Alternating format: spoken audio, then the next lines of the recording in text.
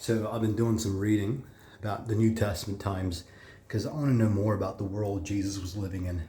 And I was reading a book. I got to remember the author. I'll tell you next time. And he was talking about during when Jesus was living on earth, that in that part of the world, there were a lot more trees. And now since Jesus' time, the trees have been taken away. They've been cut down, taken away for development.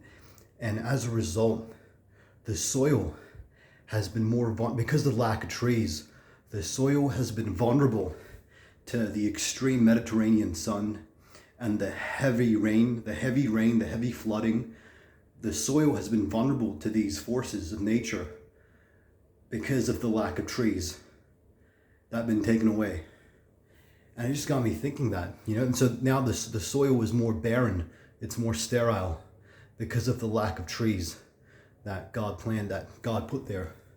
And it just makes me think, I want to grow those trees, those spiritual trees. I want us all to grow those trees in our mind, the trees planted by God's hands, so that, when we deal with the forces of nature, we're not vulnerable. We've got strong roots and strong trees, strong growth. We've got good growth that protects us from the forces of this world. And that's my prayer for you guys, that we have growth. We are children of God who are protected by His Spirit that makes us grow. So today,